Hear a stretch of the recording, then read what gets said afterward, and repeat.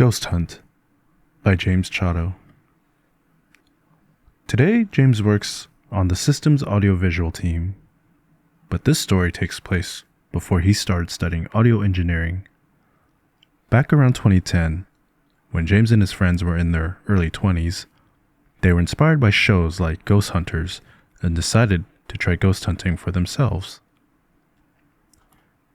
His friend Chris claimed throughout his life that he's been followed by an apparition.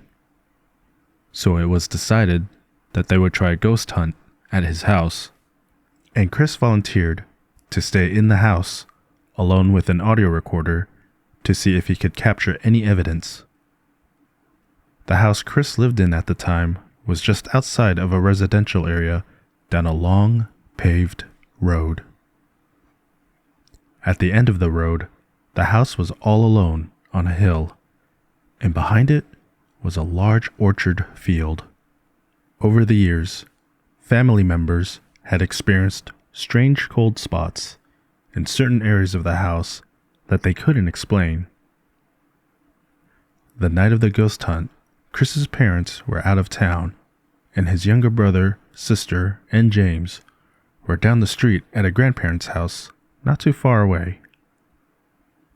By 8 p.m., it was just Chris, his dog, and his cat alone in the house.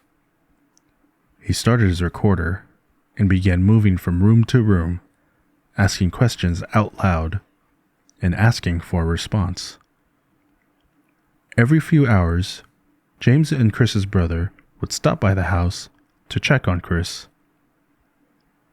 This pattern went on until around 7 a.m.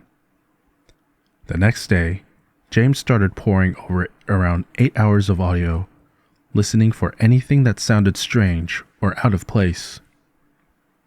It was around the 4-hour mark, which would have been around midnight, he found something that stood out. He heard his friends say, "Hello, my name is Chris."